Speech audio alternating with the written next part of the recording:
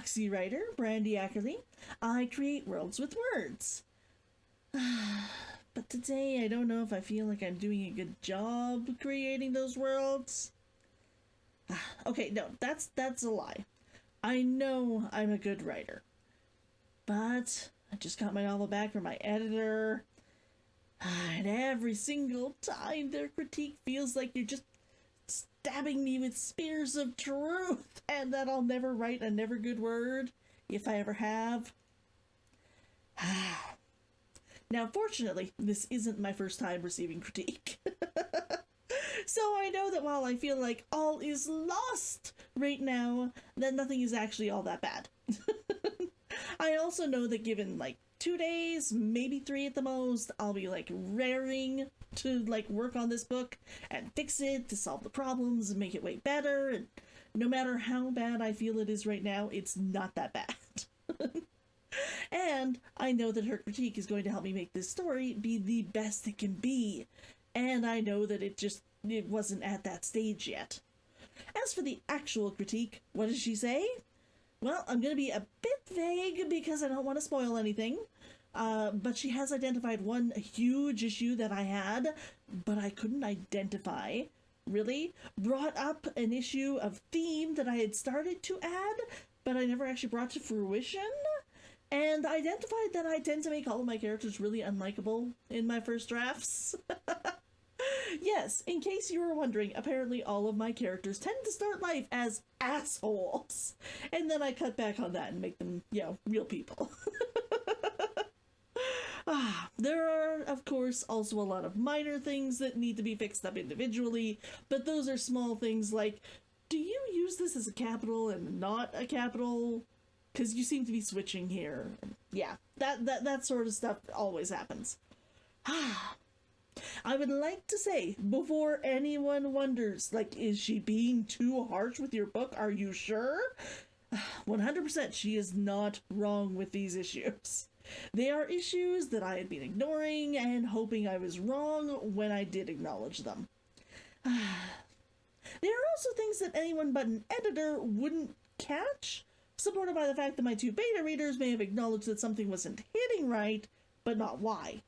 Offhand, this is always why I suggest using a professional editor, and why I send every book of mine to one, despite the fact that I am an editor myself.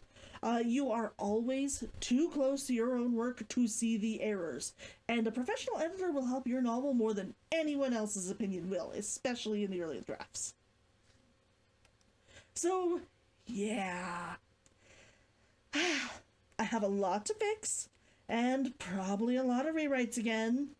She has asked if I can have it back to her for the beginning of December, which is going to be a hard goal to meet, but might be doable? Don't know. With my current workload, I don't know if I'm going to be able to keep up with everything I'm doing right now. And that means that I'm going to have to cut back somewhere. So I've looked out over where I'm growing the most and gaining the most traction, and honestly, which I'm enjoying the most. And unfortunately, that isn't YouTube right now, it's Twitch. Now, before anyone starts worrying, no, I am not killing the YouTube channel at all. I like doing the videos, even if they do take a lot of time out of my week to write, edit, and record. However, it does mean that until I finish with this book edit, I am only going to be putting out the Hunter's Gambit videos. Hopefully in December or January, I will be able to start putting out both again, but I will keep you updated on where the edits are and how they are going. For now, I will keep up with the 2 days on Twitch, but I may have to cut that down too. Once again, I'm going to see how the edits are looking once I've really had time to dig into her comments and work out what work needs to be done where. And for now, if you want to catch me, I'll be over there. Thank you so much, everybody, for sticking with me. I will be taking next week off to look into this edit as thoroughly as I can, which honestly worked out perfectly since next week was going to be a non-post week anyways. It would normally have been a comment video since we're at the 50% point of my novel. But yeah, there weren't really enough comments to post, so I was just going to take a nice week off and look at my book and start writing again. So yeah, this kind of worked out perfectly. So yes, after this week's episodes, we will be taking a week off, and then I will be moving to just the one episode a week. Thanks in advance for understanding, everyone. If you have any questions, let me know in the comments below, or any concerns, let me know in the comments below. I will be keeping like an eye on the YouTube, of course. Like I said, I am not dropping the YouTube at all. I am just cutting back to make certain I can get the book out to you faster. Okay, now, last week in the read-along, Kitsune-Ken had realized just how little she fits in anywhere again, and how much the future that she desperately wanted as a child hasn't occurred. She's realized that she's going to have to take her future into her own hands and make the place that she wants to be. Now, on with the story. Okay, just let me pull up the book here. There we go. Perfect. Richard saw Kitsune-Ken perk up as soon as Deckard's door closed behind them. Her shoulders relaxed, and she walked more self-assuredly. "You look beautiful as always," Richard commented. Being outside of Deckard's presence made the difference. Or perhaps it wasn't Deckard's presence that diminished her, but Tienni's? The woman had been sniping at Kitsune-Ken as often as she could. He hadn't expected Deckard to have the gumption to have his current woman in his bed, while an old girlfriend slept under the same roof. "Always first and everything else second," she muttered under her breath. Then she sighed and smiled at him. "Thank you. I didn't sleep as well as I could have, but it will do. You?" He'd called on Maya after meeting with Carlos. It had been nice to rid himself of pent-up frustrations, and while she leaned in his arms afterwards, he'd figured out a plan. His captor wouldn't expect him to stay in the same place. Richard had set aside quite a bit of his dwindling supplies to lay a false trail. A boat paid to take him and the girl he was with to Helvetica. With any luck, they'd follow that trail, only realizing that they'd been sent on a goose hunt. He still had to pay the captain, but he would have time before they left. "I had a bit of trouble, but once I did, I slept well," he responded. "I've done my research, and I think I figured out where the ship is. Now I just want to talk to one of the dockmasters, and we'll be set to go." They were looking for a cove with a waterfall, 5 days away from here. It would have to be deep to hide a 30-foot-tall mast, plus the ship itself, unless the mast had been one of those that could be lowered to get it inside. They would have to check them all, but he would start with the taller cave since the book hadn't mentioned any damage to the mast, just the beams and the sails. She let out a breath. "Good. I spoke to Jack last night, and we came to an arrangement. He wants first rights to buy." She stopped walking, turning her head to follow something. "You say that like it's a bad thing." She didn't answer. He'd lost her attention. "Maya!" Kitsune-Ken made a gesturing movement with her hand. He had been turning to see who she was looking at, but he made a point of not wrenching his head around at the mention of her name. Maya had joined him again last night after he'd found her in the koi when he returned from his meeting. In fact, he'd walked most of the way to Deckard's with Maya this morning, but he thought she'd already gone home already. Where in the consort's light had she been hiding that Kitsune-Ken had seen her, and he hadn't? "Yes, mistress?" Maya asked, pink-faced as she crossed the street towards them. She refused to meet their gazes. It was adorable. "I'm glad you're out this early," Kitsune-Ken said. "I need you to go home and pick me up 2 more of my robes, the green and brown ones, cotton, not silk. I'll also need 3 pairs of socks, my warmest ones, and both pairs of boots. You know, the thicker winter ones. Also, one of my wool overcoats, whichever one comes to hand first, and my gloves, if you haven't put them in storage yet." Maya blinked at her. "Of course. Where will I bring them?"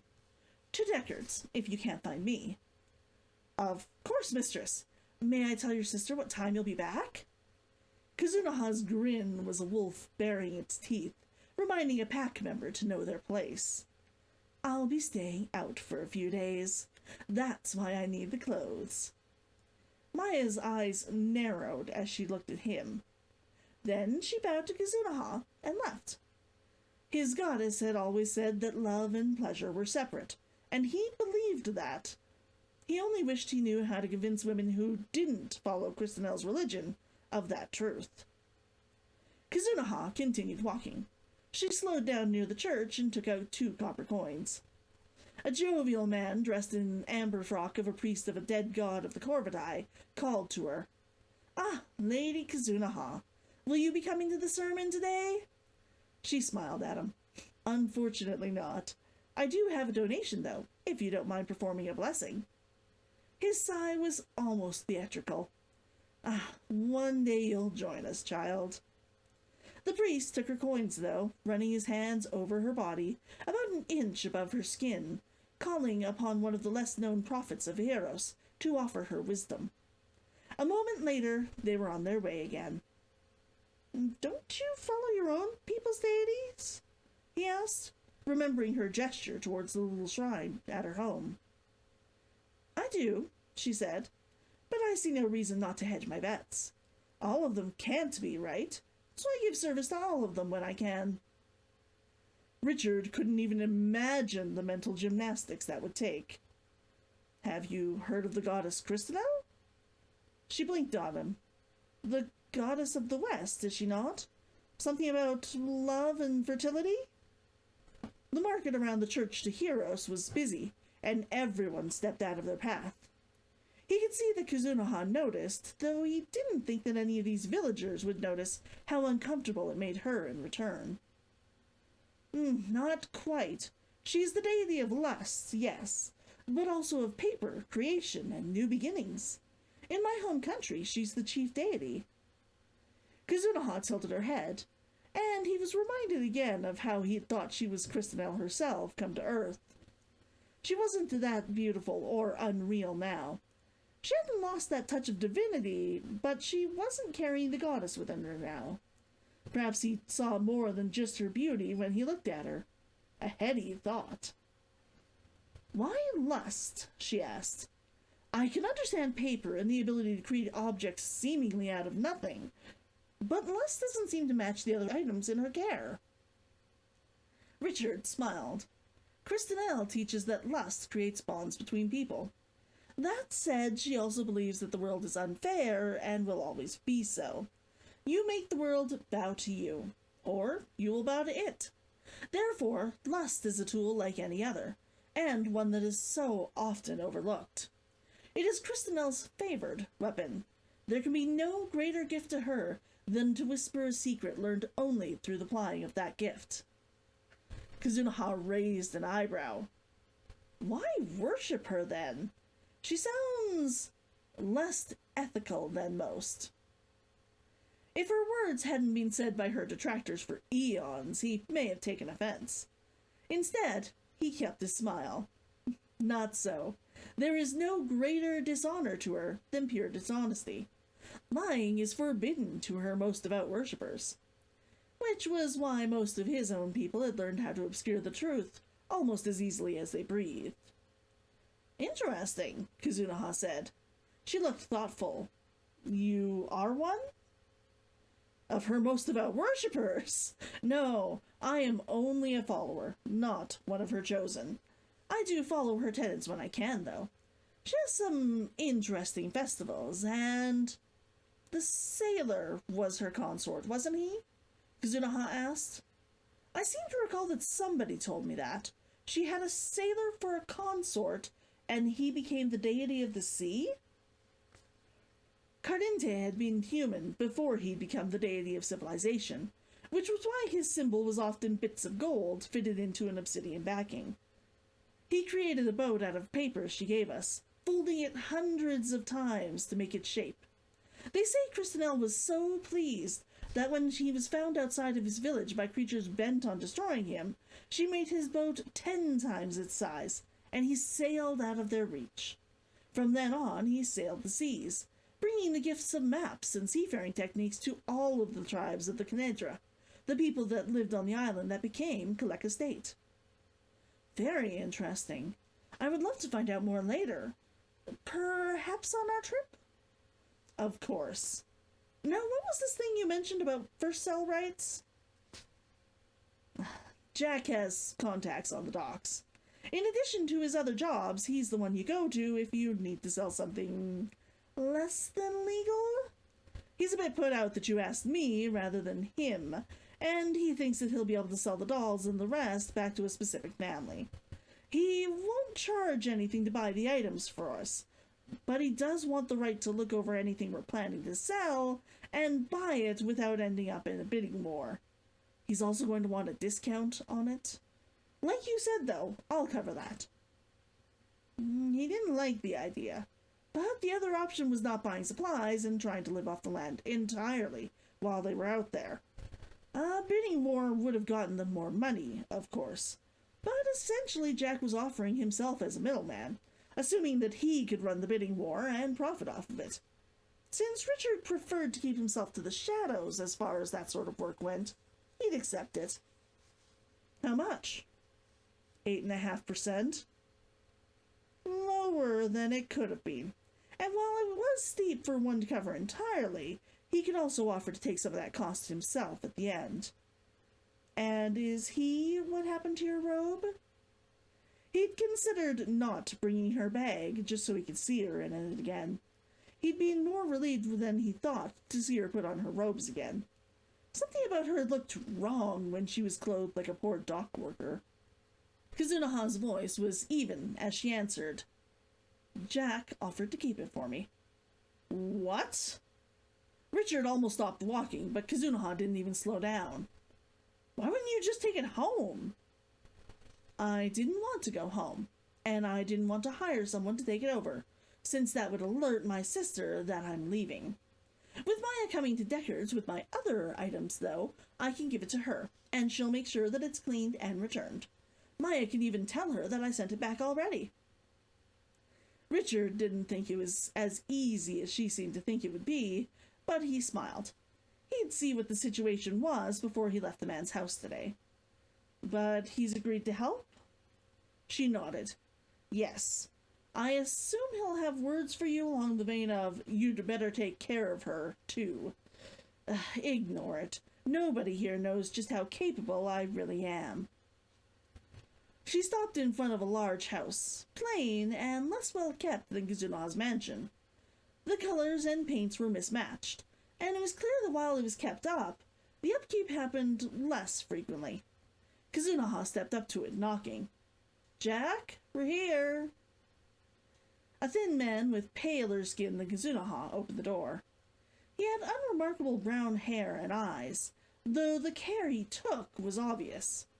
His eyes snapped hungrily on Kitsune-Ken, but were frosty when they turned to him.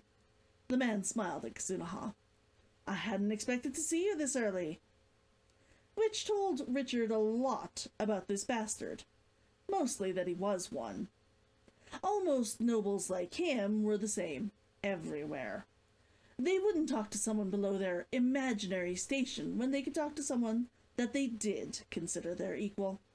A real noble knew that he could afford politeness to strangers, and lose nothing in the bargain.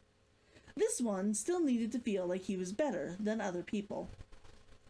I found my appetite was lacking this morning, she said, grimacing. After we finish signing, I can have Cersei make something more to your liking, Jack suggested, leading them into a parlor. He walked back and returned a moment later, with a scroll and a writing tablet with a tiny bottle of ink. I only had time to write it once. Kitsune-Ken's eyes narrowed, almost imperceptibly. It will take only a few minutes to copy it. I can do the work while you speak to Richard, if you'd like. I would appreciate it. You have a defter hand than I have ever had. Jack handed the tablet to Kitsune-Ken and then held out his hand. I apologize for the delay. You're Richard, correct? Hidan's been buzzing about you. Richard nodded as he took the offered hand and found the grip unnecessarily tight. He squeezed back just as tightly. Jack's eyes narrowed. Kitsune-Ken finished reading the contract. Everything seems in order, except my dress. I've decided to take it with me. On the open road? I met Maya on the road and asked her to bring me a few items from home. I'll give it to her to return home. Jack looked like he'd swallowed sour milk. Are you sure? I assure you it will be quite safe here. Yes. Thank you, though. I brought your clothes back as well. If you insist. It's your choice. I have more paper in my drawing room desk. Why don't you retrieve it and then make a copy? We can head out to have it authenticated afterward. Kitsune-Ken looked at them warily, and her gaze asked Richard if he'd be okay if she left. The little minx knew her boy was playing games. It was cute, but unnecessary. He'd been playing this game since he was 10. He smiled to show her that he could handle her friend if he got out of hand, and she let out a breath. I'll be back in a moment. Her expression suggested that they should both play nice. It looks like we'll have to make this quick, Jack said, as soon as she was gone. You will be taking my future bride into the wild. I expect her back. Sleep with her if you want, but don't get any ideas about her being yours. Kitsune-Ken told me that she wasn't promised. Even if she had been, he didn't want to marry her. Other things, certainly, but even Christinelle would consider a marriage made at this point to be hasty or ill-omened. The best marriages were when the couple had known each other for months, or even years, and knew that they could work together. She doesn't know it yet. She will, though, sooner or later. Would the arrogant lordling punch him if Richard laughed? The idea that this prick could even meet Kitsune-Ken as an equal was preposterous.